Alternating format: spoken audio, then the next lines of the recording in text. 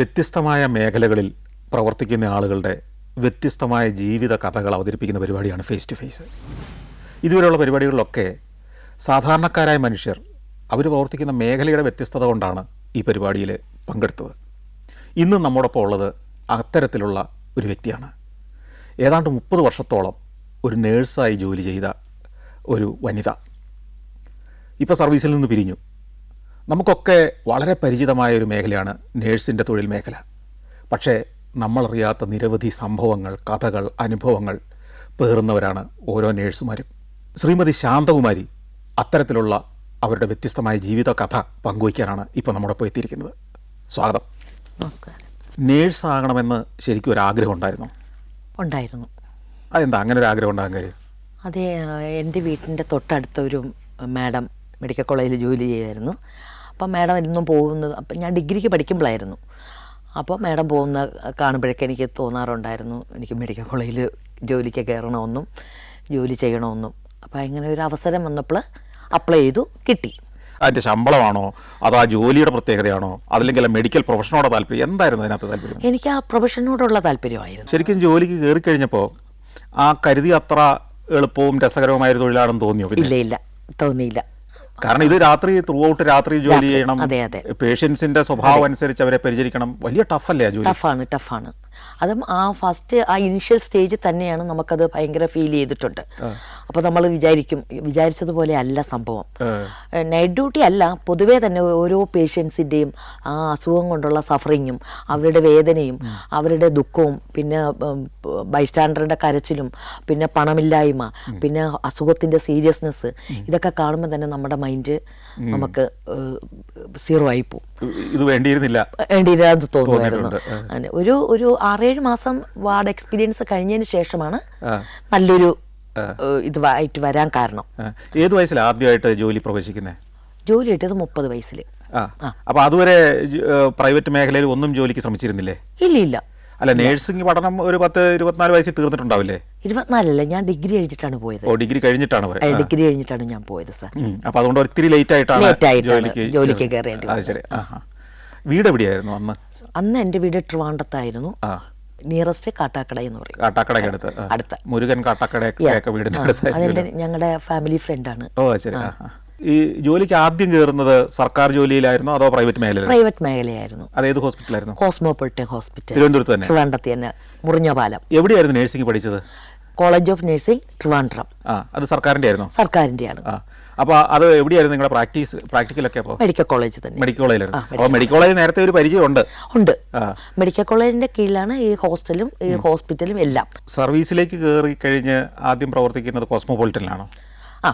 ജയിച്ചതിന് ശേഷം കോസ്മോപൊളിറ്റൻ ഹോസ്പിറ്റലിൽ ആദ്യം. എത്ര നാൾ അവിടെ ജോലി ചെയ്തു? ഒരു വർഷം ചെയ്തുള്ളൂ. പിന്നെ സർക്കാരിലേക്ക് വിളിച്ചു. പിന്നെ എവിടെയാണ് ജോലി ചെയ്തത്? പിന്നെ ഫസ്റ്റിൽ നെടുമങ്ങാടായിരുന്നു.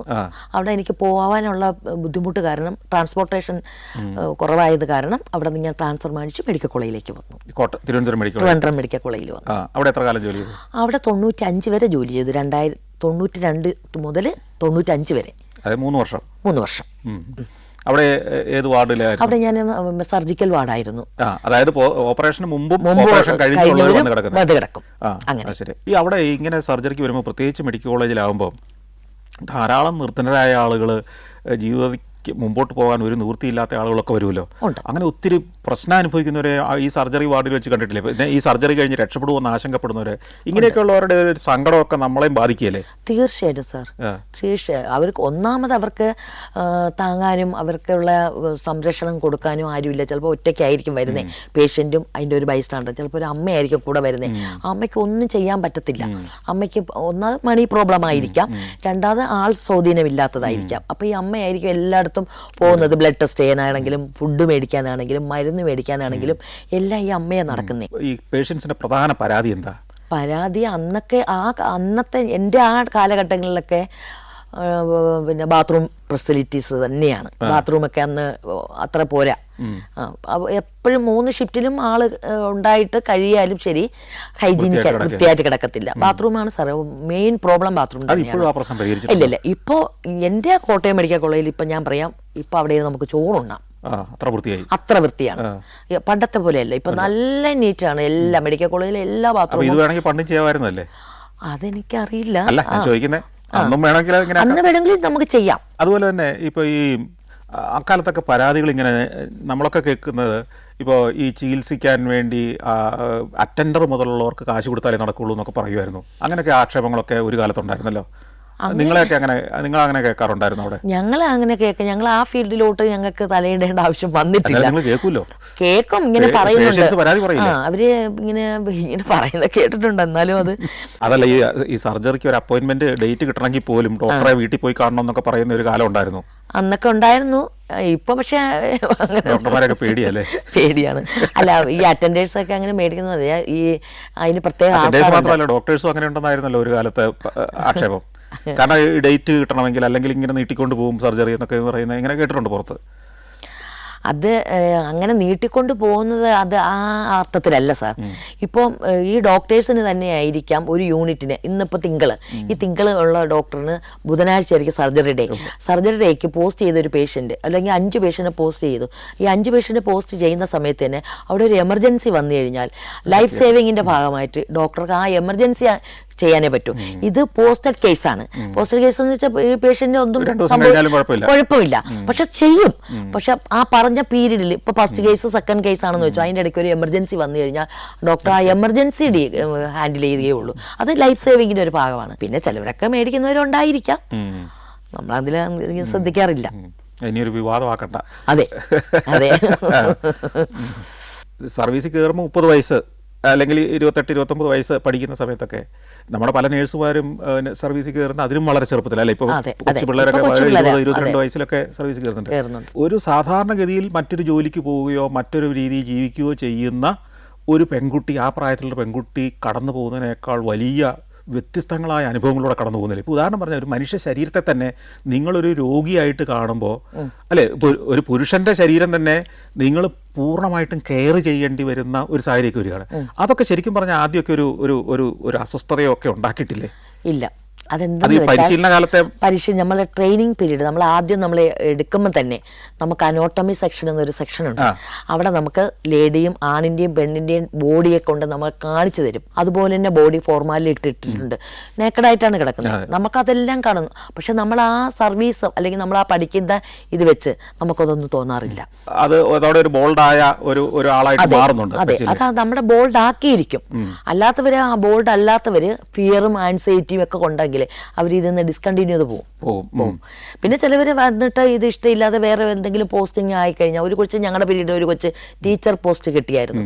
കൊച്ച് 30 പേരിൽ ഒരു കൊച്ച് അങ്ങനെ പോയായിരുന്നു. ചിലവർ നല്ല ബോൾഡായിട്ട് നിൽക്കും, ചിലർക്ക് പിടിച്ച് നിൽക്കാൻ പറ്റിയില്ലെങ്കിൽ ഡിസ്കണ്ടിന്യൂ ചെയ്യും. അത്രയേ ഉള്ളൂ. മെഡിക്കൽ കോളേജിൽ പിന്നീട് എമർജൻസി ഡിപ്പാർട്ട്മെന്റിലോ അല്ലെങ്കിൽ കാഷ്വാലിറ്റിയിലോ ഒക്കെ വർക്ക് ചെയ്തിട്ടുണ്ടാവില്ലേ? വർക്ക് ചെയ്തിട്ടുണ്ട്. അപ്പോൾ അവിടെയൊക്കെ ഈ ആക്സിഡന്റ് പോലുള്ള കേസുകളും വരില്ലേ? വരും. ആക്സിഡന്റേ വരത്തുള്ളൂ. ഒത്തിരി മെഡിക്കൽ കോളേജ് പ്രധാനമായിട്ടും ആക്സിഡന്റ് സ്ഥലമാണല്ലോ. പിന്നെ തീർച്ചയായിട്ടും. അപ്പൊ ഈ ഒരു ആക്സിഡന്റ് കേസ് അങ്ങോട്ട് വന്നാൽ നിങ്ങളുടെ ഒരു അവിടുത്തെ ആ കാഷ്വാലിറ്റിയിൽ നിൽക്കുന്ന ഒരാളുടെ ആദ്യത്തെ ജോലി എന്താണ്? ഇപ്പൊ ഒരാളെ അയാൾക്ക് ബോധമില്ലെന്ന് കരുതട്ടെ, ആൾക്കാർ ഒരു ആക്സിഡന്റ് ഉണ്ടായെന്ന് പറഞ്ഞ് കൊണ്ടുവന്നാൽ നിങ്ങൾ ആദ്യം മുതൽ ചെയ്യുന്ന ആ പ്രോസസ്സ് ഒന്ന് പറയാമോ? അവിടെ ഒരു നേഴ്സ് മാത്രമല്ല, ടീം വർക്കാണ്. ആദ്യം നിൽക്കുന്ന അറ്റൻഡറാണ്. അവർ പേഷ്യന്റ്, അതായത് ഗ്രേഡ് 1 സ്റ്റാഫ് എന്ന് പറയുന്നത് പേഷ്യന്റിനെ ഷിഫ്റ്റ് ചെയ്യാൻ നിർത്തും. ഈ അറ്റൻഡർക്കും പരിശീലനം ഉണ്ടോ? പിന്നെ തീർച്ചയായിട്ടും. ഈ മെഡിക്കൽ കോളേജിലെ അറ്റൻഡർക്ക് എന്ത് കോഴ്സ് പഠിച്ചിട്ടാണ് അവിടെ എത്തുന്നത്? അവര് ചിലപ്പോൾ SSLC ആയിരിക്കാം, ചിലപ്പോൾ അതിന് മേളിൽ പ്രീ-ഡിഗ്രി. പക്ഷെ അവർക്ക് ആരാണ് ഈ ട്രെയിനിങ് കൊടുക്കുന്നത്?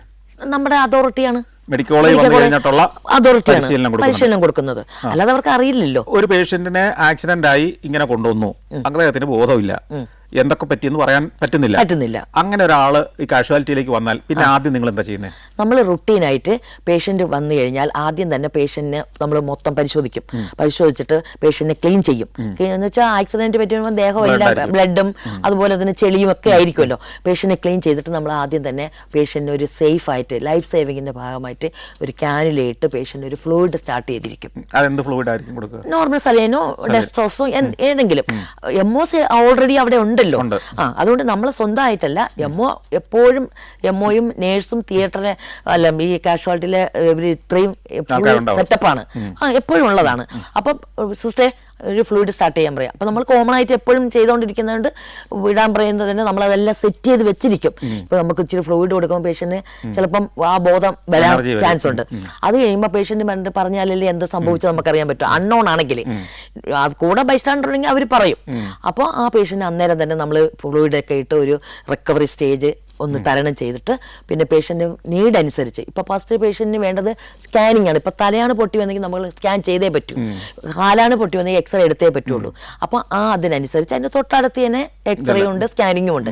അവിടെ കൊണ്ടുപോയി അത് ഫ്ലൂയിഡോടെ പിന്നെ ചെയർ തന്നെ നമ്മൾ ട്രോളി തന്നെ 2 സൈഡ് റെയിൽസ് ഉള്ള ട്രോളിയാണ്.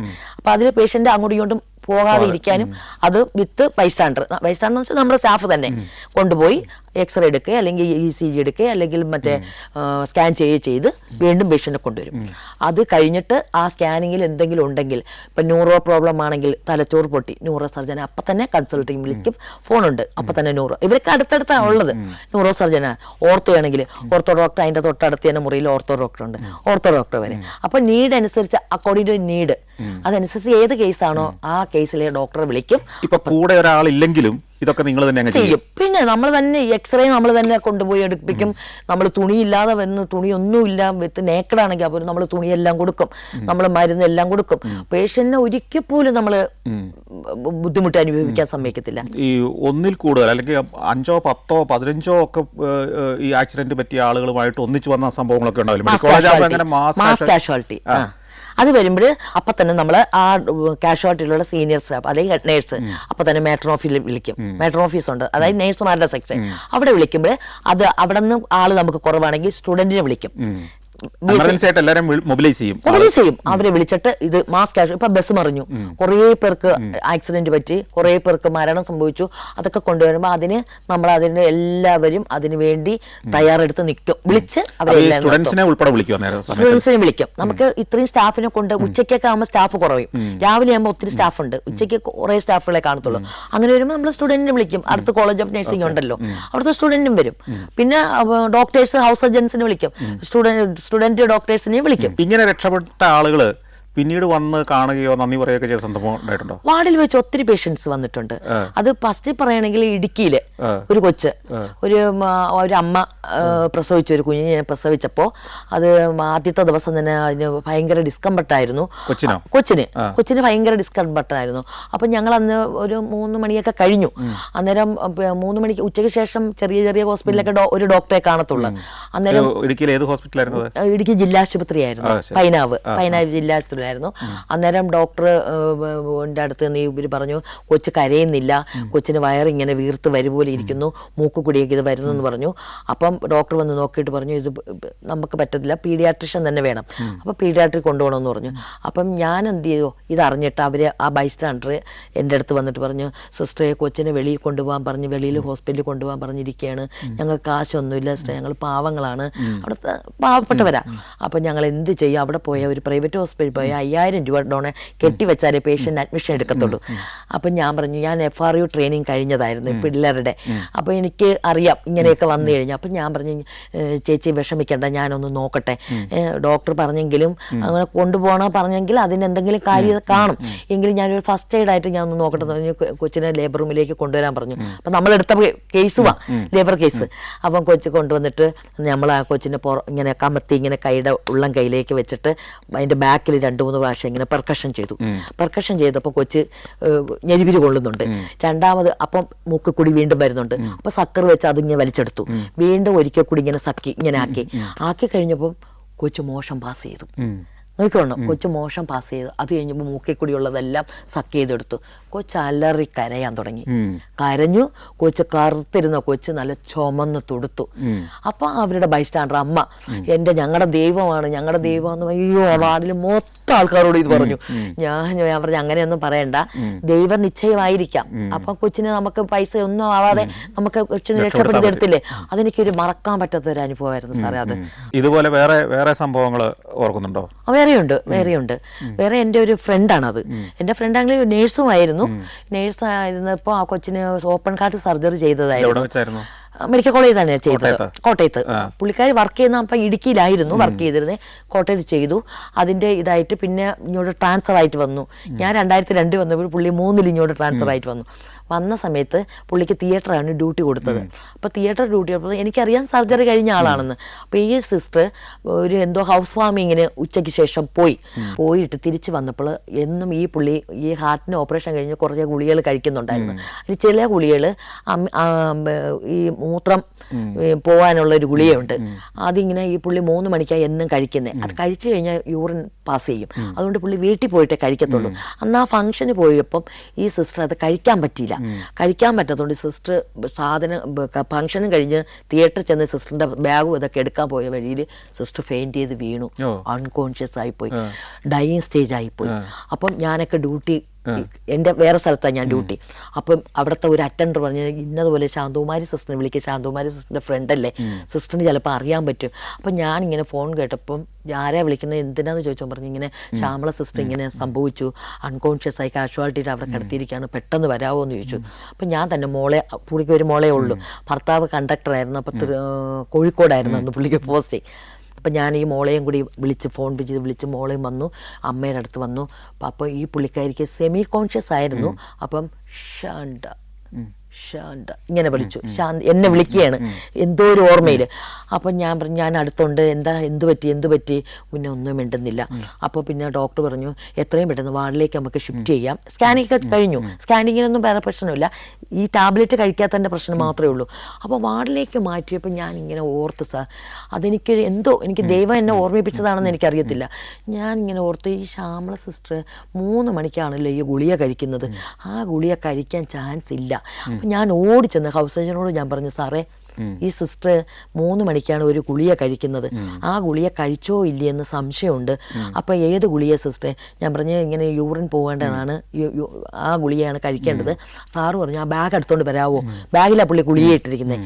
അപ്പം ഞാൻ ബാഗ് എടുത്തോണ്ട് സാറിൻ്റെ കൊടുത്തപ്പോൾ സിസ്റ്റർ ഈ ഗുളികയാണ്, ഈ ഗുളിക എത്രയും പെട്ടെന്ന് എടുത്ത് ഒന്ന് പിന്നെ പൊട്ടിച്ച് റൈസ് ട്യൂബ് ഇട്ട് കൊടുക്കാവോ എന്ന് പറഞ്ഞു. പേഷ്യൻ്റ് ഇങ്ങനെ ജപിച്ച് കിടക്കുന്ന പോലെ കിടക്കുകയാണ്, അനക്കുമില്ല. അപ്പം തന്നെ ഞാൻ റൈസ് ട്യൂബ് ഇട്ട് ഈ ഗുളിക പൊട്ടിച്ച് ഒരു ഗ്ലാസ്സിൽ വെള്ളമൊക്കെ ചേർത്ത് മിക്സ് ചെയ്ത് റൈസ് ട്യൂബ് വഴി ഈ ഗുളിക കൊടുത്ത് 5 മിനിറ്റ് കഴിഞ്ഞില്ല സാറേ, അതിനു മുമ്പേ ബെഡ് മൊത്തം മൂത്രം ഒഴിച്ചു കൈയും കാലും ഇങ്ങനെ വെട്ടി അങ്ങ് നൂർത്തു. നിവർത്ത് കണ്ണും തുറന്നു. എന്ത് പറ്റിയെന്ന് ചോദിച്ചു. ഒന്നും പറ്റിയില്ല എന്ന് പറഞ്ഞു. പക്ഷേ അതിനു മുമ്പ് എന്നെ ഡോക്ടറും മോളോട് പറഞ്ഞു ബന്ധുക്കളെയൊക്കെ അറിയിക്കാൻ പറഞ്ഞു, ഡെത്തായെന്ന് പറഞ്ഞിട്ട്. അപ്പം അതെനിക്കൊരു സത്യം പറഞ്ഞാൽ സാറേ അതെനിക്ക് മറക്കാൻ പറ്റാത്ത ഒരു സംഭവമാണ് സാറേ. ഒരു മനുഷ്യന്റെ ജീവിതം ഞാൻ തിരിച്ചു കൊണ്ടുവന്നു. അത് ഇന്നും ആ പുള്ളിക്കാരിക്ക് അത് മറക്കാൻ പറ്റില്ല. എന്നെ ഇന്നലെയും എന്നോട് വിളിച്ചു, എപ്പോഴും എന്നെ വിളിച്ചു ഒരു ഗുഡ് മോർണിംഗ് ഒക്കെ പറഞ്ഞിട്ട് ഞാൻ വിളിക്കാതെ ഇരുന്നാൽ പറ്റുമോ, എൻ്റെ ജീവൻ നിലനിർത്തിയത് നീയല്ലേ എന്ന് പറഞ്ഞോണ്ട് പറയും. ഇതൊക്കെ പോസിറ്റീവായ കാര്യം. പക്ഷേ ഈ രോഗികളും പേഷ്യന്റിന്റെ കൂടെ വരുന്നവരും ഒക്കെ വളരെ മോശമായിട്ട് പെരുമാറുന്നുണ്ട്. പക്ഷെ എനിക്ക് ആ അനുഭവം കുറവാ സാറേ.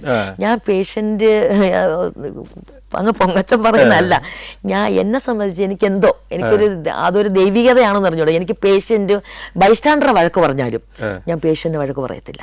എനിക്ക് പേഷ്യന്റ് എന്ന് പറഞ്ഞാൽ അതെന്റെ ചോറാണ്, അവരുണ്ടെങ്കിലേ ഞാനുള്ളൂ. മെഡിക്കൽ കോളേജിൽ പൊതുവെ പലപ്പോഴും പലതരം രോഗികൾ വരും. തീർച്ചയായിട്ടും. ഇപ്പോൾ ഉദാഹരണത്തിന് എയ്ഡ്സ് പോലുള്ള രോഗമുള്ള ആളുകൾ വരുന്നുണ്ട്. അതുപോലെ ചിലപ്പോൾ ഇപ്പം അതില്ലായിരിക്കാം, പക്ഷേ ഈ കുഷ്ഠരോഗികൾ അല്ലെങ്കിൽ ഉണ്ട്, പിന്നെ അതുപോലെ വല്ലാതെ വ്രണം പൊട്ടി ഒഴുകുന്നത്, ഇതൊക്കെ വരുമ്പോൾ നമുക്ക് അവരെ ട്രീറ്റ് ചെയ്യാനൊക്കെ ഒരു മടി ഉണ്ടാവില്ലേ? ഇല്ല സാറേ, അങ്ങനെ മടി വരില്ല. ഇപ്പോൾ എയ്ഡ്സ് രോഗി വരികയാണെങ്കിൽ അതിന് എയ്ഡ്സിൻ്റെ ഉള്ളവർക്ക് ഒരു പ്രത്യേക ഒരു വിങ്ങുണ്ട്. ആദ്യകാലത്തൊന്നും അത്രയും ഇല്ലായിരുന്നു. ആദ്യകാലത്ത് ഇല്ലെന്ന് പറയാൻ കാരണം സാറേ, എൻ്റെ സ്റ്റുഡൻറ്റ് പീരീഡിൽ ഒരു SI, അയ്യോ അതെനിക്ക് ഓർമ്മിക്കാൻ പറ്റുന്നുണ്ട്, ഒരു SI പക്ഷെ പറഞ്ഞില്ല, എയ്ഡ്സ് ആണെന്ന് പറഞ്ഞില്ല.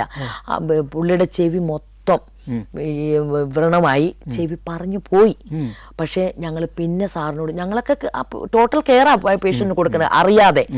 അപ്പോൾ പറഞ്ഞു ആ പേഷ്യൻ്റെ അടുത്ത് അധികം പോണ്ട, ഇന്നതാണ് സംഭവം എന്ന് പറഞ്ഞു.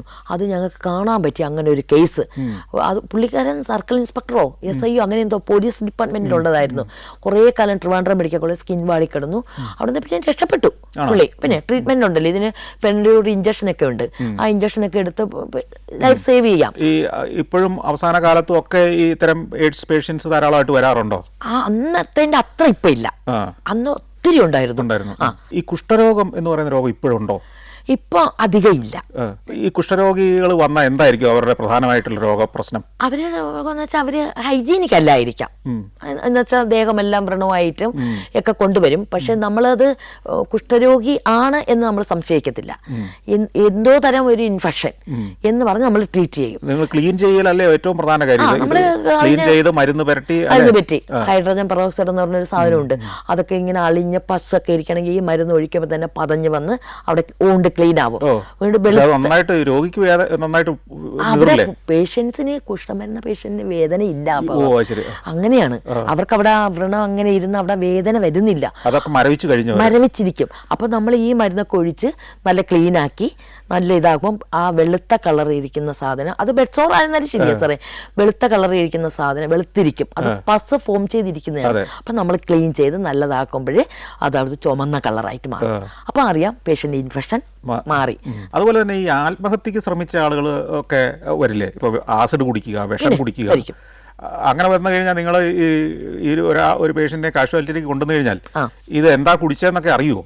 ഇല്ല, ചിലത് പിന്നെ കുടിച്ചും കൊണ്ട് ആരെങ്കിലും ഒക്കെ കൊണ്ടുവരുന്നതായിരിക്കാം. അപ്പൊ അവർക്ക് അറിയത്തില്ല, ലാക്ക് ഓഫ് കോസ്, എന്ത് കോസായിട്ടാണ് ഇത് കൊണ്ടുവന്നത് നമുക്ക് അറിയത്തില്ല. പക്ഷെ ചിലത് പണ്ടൊക്കെ ഒരു പുരുടാൻ എന്നൊക്കെ പറഞ്ഞ ഒരു മരുന്നില്ലായിരുന്നു, എല്ലാവരും മുക്കിലും മൂലയിൽ ഇത് കഴിപ്പാൻ ജോലി. അന്നേരം കൊണ്ട് പുരുടാൻ കഴിക്കാൻ നമുക്ക് അതിന്റെ സ്മെല്ല് അറിയാം. ആ പുരുടാൻ കഴിച്ചു വന്നു കഴിഞ്ഞാൽ അതിന് തന്നെ നമ്മള് വെൽ എക്വിപ്ഡ് ആയിട്ട് നേഴ്സിംഗ് അസിസ്റ്റന്റുമാർ നിർത്തിയിരിക്കും. ഡോക്ടർ പറയും ഒരു സീസണിൽ അതായിരുന്നു, അത് കാഷ്വാലിറ്റിയിലാണ് കൂടുതലും വരുന്നത്. അപ്പൊ അത് കണ്ട് മടുത്ത ഒരാളാ ഞാൻ. ആദ്യം വന്ന പേഷ്യന്റ് സ്റ്റൊമക്ക് വാഷ് മസ്റ്റ് ആണ്. വയറ് കഴുകിയിരിക്കും.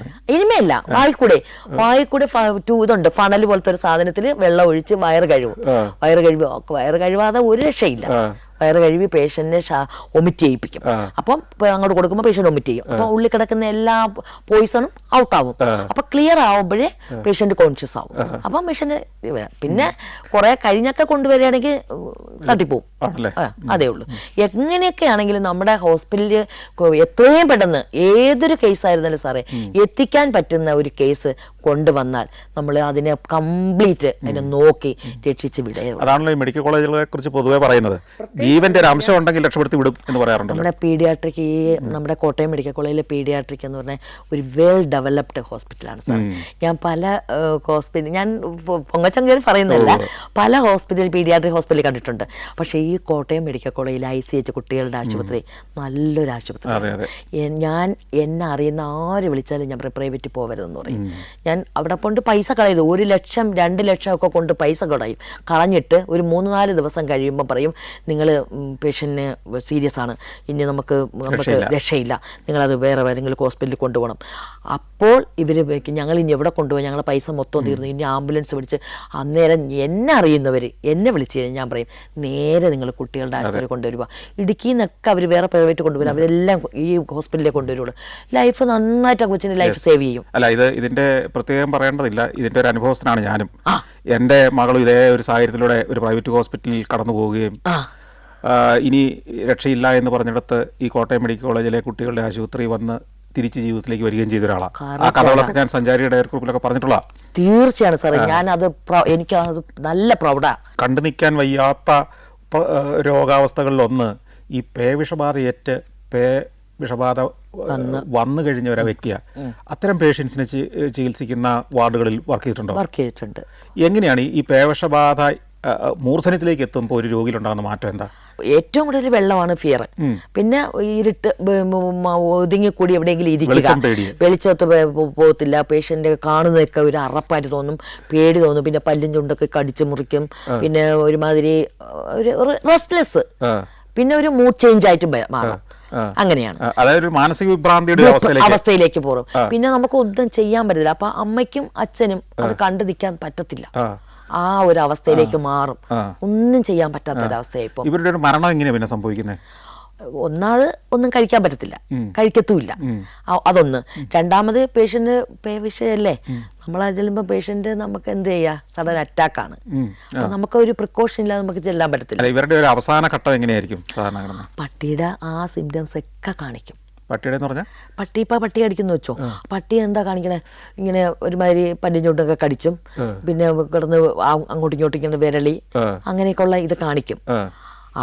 അതാണ് ലാസ്റ്റ് സ്റ്റേജ് എന്ന് പറയുന്നത്. അപ്പം തന്നെ നമുക്ക് ഒന്നും ചെയ്യാൻ പറ്റാത്തൊരു ഇതായി മാറും. ഇതിനിടയ്ക്ക് വിദേശത്തൊരു ജോലിക്ക് ഒരു ശ്രമം നടത്തി. ആ, അതെന്താ മെഡിക്കൽ കോളേജിനെ മടുത്തപ്പോഴാണോ അങ്ങോട്ടൊന്ന് പോയത്? മടുത്തതല്ല സാറേ, ഞാനൊരു പാവപ്പെട്ട ഫാമിലിയിൽ നിന്നാണ് ഞാൻ വരുന്നത്. എൻ്റെ അച്ഛനും അമ്മയും കൃഷിക്കാരായിരുന്നു, കൂലിവേല ചെയ്ത് ജീവിച്ചാണ് എന്നെയൊക്കെ പഠിപ്പിച്ചത്. ഞങ്ങൾ 4 മക്കളുണ്ടായിരുന്നു, 4 പേരെയും പഠിപ്പിച്ചു. അവരെയൊക്കെ കാട്ടാക്കട തന്നെയായിരുന്നോ? കണ്ടല എന്ന് പറഞ്ഞ സ്ഥലമാണ്. കാട്ടാക്കടയ്ക്ക് ഇപ്പുറത്ത്. നമുക്ക് സാമ്പത്തിക ബുദ്ധിമുട്ടുണ്ടായിരുന്നു. അപ്പോൾ നമുക്കൊരു സ്വന്തമായിട്ടൊരു ജീവിതം ഉണ്ടാവണം, നമുക്കൊരു വീട്. കുറച്ച് പൈസക്ക് വേണ്ടിയിട്ടാണ് തീർച്ചയായും എനിക്കൊരു വീട് വെക്കണമെന്നൊരു അംബീഷൻ ആയിരുന്നു സാറേ. എനിക്ക് വീടില്ലായിരുന്നു. അപ്പോൾ എവിടേക്കാ പോയത്? ഞാൻ സൗദിയിൽ തായിഫ് എന്ന് പറഞ്ഞ സ്ഥലം. ഇവിടുന്ന് ലീവ് എടുത്തിട്ടാണ് പോകുന്നത്? 5 വർഷത്തെ ലീവ് എടുത്തു. അപ്പം ഈ തൈഫിൽ ചെന്നിട്ട് എന്തായിരുന്നു അനുഭവം? ഒരു ഏരിയയിൽ ഒരു മുദീറാണ് അതിന്റെ അവിടുത്തെ ആള്, ഭരണാധികാരി. ആ മുദീറിന്റെ കീഴിൽ 4 ഹോസ്പിറ്റലുണ്ട്. ആ 4 ഹോസ്പിറ്റലിൽ 2 PHC കാണും, ഒരു മദർ ഹോസ്പിറ്റൽ, ഒരു വലിയൊരു ഹോസ്പിറ്റലും കാണും. അപ്പൊ എന്നെ പോസ്റ്റ് ചെയ്തത് ഒരു PHCയിലായിരുന്നു. അപ്പൊ ആ PHC എന്ന് പറഞ്ഞാൽ ഒരു മദർ ഹോസ്പിറ്റൽ 4 കിലോമീറ്റർ ദൂരെയായിരുന്നു ഈ ഹോസ്പിറ്റല്. ഒരു മനുഷ്യ കുഞ്ഞുങ്ങളില്ല. എന്നുവെച്ചാൽ ആരും വരുന്നില്ല, രോഗികളുമില്ല. ഡോക്ടറുമില്ല. ഡോക്ടറുണ്ട്, ഒരു ഡോക്ടർ, ഒരു നേഴ്സും, ഒരു നേഴ്സും, ഒരു അറ്റൻഡറും, ഇത്രയേ ഉള്ളൂ. എന്നിട്ട് ഈ ഇടയ്ക്കെങ്ങാനും എന്ന് വെച്ചാൽ ഈ 4 കിലോമീറ്റർ മദർ ഹോസ്പിറ്റലുണ്ട്, അല്ല വേറെ ഒരു കമ്മ്യൂണിറ്റി സെന്റർ ഉണ്ട്, പിന്നെയാണ് PHC. അപ്പൊ ഈ PHCയിൽ ഇച്ചിരി സൗകര്യമുള്ള ഒരു വണ്ടിയൊക്കെ ഉള്ളൊരു അവിടെ വരും. എന്താ BP നോക്കാനോ അല്ലെങ്കിൽ വേറെ ഷുഗർ നോക്കാൻ, കംപ്ലീറ്റ് BPയും ഷുഗറും നോക്കാനാ വരുന്നേ. ഇത് നോക്കാൻ വരും. ഇത് നോക്കാൻ വന്നിട്ട് എന്ത് സാറേ, ഇവര് ഉടൻ തന്നെ അങ്ങ് പോകും. അപ്പം ഈ OP ഒരു 2-3 പേഷ്യൻസേ വരത്തുള്ളൂ. പക്ഷെ നമുക്ക് ജോലിയുമില്ല. പക്ഷെ എനിക്ക് പിന്നെ നമുക്ക് സംസാര ഭാഷ അവരുടെ അറബിയല്ലേ, അത് അറിയത്തുമില്ലാത്തതുകൊണ്ട് ഡോക്ടർ അറബിയാണ്. അപ്പൊ ഡോക്ടർക്ക് അവരോട് സംസാരിക്കാൻ അറിയാം. അപ്പൊ ഡോക്ടർ BP നോക്കുകയാണെങ്കിൽ നമ്മളെ വിളിക്കും, സിസ്റ്റർ കം, നമ്മൾ അങ്ങോട്ട് ചെല്ലും. നമ്മളെ പ്രസൻസിലെ BP നോക്കത്തുള്ളൂ ലേഡിക്ക്. ആണുങ്ങൾക്കാണെങ്കിൽ നമ്മൾ വിളിക്കത്തില്ല. അപ്പോൾ നമ്മൾ അവിടെ ചെന്ന് നിന്ന് BP ഒക്കെ നോക്കി വിടും. അത് കഴിഞ്ഞ് വൈകുന്നേരം 4 മണിയാകുമ്പം ഒരു ഡോക്ടർ വെളിയിൽ നിന്ന് കഥക്ക് പോവും. ആദ്യം അവിടെ എല്ലാം വന്ന് നോക്കും. ഈ ആട്ടിടയന്മാരുള്ള സ്ഥലമാണ്. അപ്പൊ ഇങ്ങനെ അവരിങ്ങനെ പതുങ്ങി വന്നിരിക്കുമെന്നൊക്കെയാണ് കേൾവി. അപ്പൊ എനിക്കും അങ്ങനെ ഒരു കേൾവി കേൾക്കാണ്ടി വന്നു. അപ്പൊ എന്റെ മനസ്സിലുണ്ട് ഒരു പേടി, ചെറിയ പേടി. ഹോസ്പിറ്റലിൽ പൂട്ടണ്ടേ? എന്നെ 2 നിലയാണ്. താഴത്തെ നില OPയും മേളത്തെ നില എന്റെ ഹോസ്റ്റലും. അപ്പൊ താഴത്തെ നിന്ന് ഡോക്ടർ എല്ലായിടത്തും വന്ന് നോക്കിയിട്ട് സുരക്ഷിതാണെന്ന് പറയുമ്പോ വെളിയിൽ വന്ന് അറ്റൻഡറും ഡോക്ടറും ഇത് പൂട്ടി താക്കോൽ എൻ്റെ തരും. ഞാൻ ആ താക്കോലും കൊണ്ട് മേളിൽ പോവും. മേളിൽ ചെന്ന് അവിടെ ഇരിക്കും. 4 മണിക്ക് ശേഷം സാറൊന്ന് ഓർത്തെ, 4 മണി തൊട്ട് പിറ്റന്ന് 8 മണി വരെയുള്ള അവസ്ഥയെന്ന് ഓർത്തെ. തനിച്ച ഭക്ഷണം ബ്രെഡ് വാങ്ങിച്ചും പിന്നെ വെള്ളം മാത്രം അവിടെ മേടിച്ചാൽ മതി. ബാക്കി ഭക്ഷണമൊക്കെ നമുക്ക് വേറെ ഹോസ്പിറ്റലിൽ നിന്നൊക്കെ കൂട്ടുകാർ തന്നുവിടും. അപ്പൊ നമുക്ക് ഒറ്റയ്ക്ക് എനിക്ക് ജോലി കഴിഞ്ഞാൽ പരിസരത്തെ ആള് താമസമില്ല സാറേ. എന്നിട്ട് ഞാൻ പല തവണ മുദീറിനെ ഫോൺ ചെയ്ത് ഞാൻ വരുത്തി സാറേ, I can't stay here alone because of afraid എന്നൊക്കെ പറഞ്ഞു. സാറ് പറഞ്ഞു, ചണ്ട നീ എന്തിനാ പേടിക്കുന്നേ, ഇവിടെ എന്തിനാ പേടിക്കാനിരിക്കുന്നേ, നീ എന്തിനാ പേടിക്കുന്നേ, നിന്നെ ഞാൻ ഇന്ത്യൻ പോലീസിനെ അറിയിച്ച് ഞാൻ പറഞ്ഞു വിടും. സാറേ അങ്ങനെ ആയിക്കോട്ടെ എന്ന് പറഞ്ഞു. ഞാൻ അങ്ങനെയും പറഞ്ഞു, എന്നാലെങ്കിലും എനിക്ക് എൻ്റെ വീട്ടിൽ പോകാൻ. അങ്ങനെ മനസ്സിലാക്കുന്നില്ല. എനിക്ക് ടെൻഷൻ കാരണം ഉറക്കമില്ല. പിന്നെ ഞാൻ അവിടുത്തെ മക്കയിൽ ഉത്സവം വന്നപ്പോൾ വണ്ടി വന്നപ്പോൾ ഞാൻ പറഞ്ഞു ഞാനും വരുന്നെന്ന് പറഞ്ഞു. സമ്മതിക്കത്തില്ല. ഞാൻ വണ്ടിയുടെ മുമ്പ് എടുത്ത് ചാടി ഞാൻ പറഞ്ഞു, ഒന്നിൽ എന്നെ കൊണ്ടുപോകണം, അല്ലെന്നുണ്ടെങ്കിൽ ഞാൻ ആത്മഹത്യ ചെയ്യുമെന്ന് പറഞ്ഞു. എനിക്ക് പറ്റത്തില്ല, എനിക്ക് അത്രയ്ക്ക് സഹിക്കാൻ വയ്യ. പക്ഷെ എനിക്ക് എൻ്റെ മോനെ കാണണം, എൻ്റെ വീട്ടിൽ പോകണം എന്ന് പറഞ്ഞിട്ട് ഞാൻ പോന്നു സാറേ. എനിക്ക് 1 മാസത്തെ സാലറി കിട്ടുള്ളൂ. 2 മാസത്തെ സാലറി അവരെനിക്ക് പോസ്റ്റ് വഴി അയച്ചു തന്നു. പിന്നെ പോകാൻ പറ്റില്ല. പിന്നെ എനിക്ക് ഫോണൊക്കെ വന്നായിരുന്നു. 5 വർഷത്തെ ലീവ് എടുത്താണ് ഞാൻ പോയത് 2007. പിന്നെ ഇവിടെ വന്ന് റീജോയിൻ ചെയ്തു. അപ്പോൾ പുറകോട്ട് തിരിച്ചു നോക്കുമ്പോൾ ആ സേവന കാലഘട്ടം വളരെ സംതൃപ്തമായിരുന്നു അല്ലേ? തീർച്ചയായിട്ടും. നിരവധി ആളുകളെ ജീവിതത്തിലേക്ക് തിരിച്ചു കൊണ്ടുവരാൻ, അവരുടെ മരണത്തിൻ്റെ വക്കിൽ നിന്ന് തിരിച്ചു കൊണ്ടുവരാൻ കഴിഞ്ഞ കഥകളാണ് പറഞ്ഞത്. ഇനിയുള്ള കാലവും അങ്ങനെ സംതൃപ്തിയോടെ മുമ്പോട്ട് പോകട്ടെ എന്ന് ആശംസിക്കുന്നു. Thank you.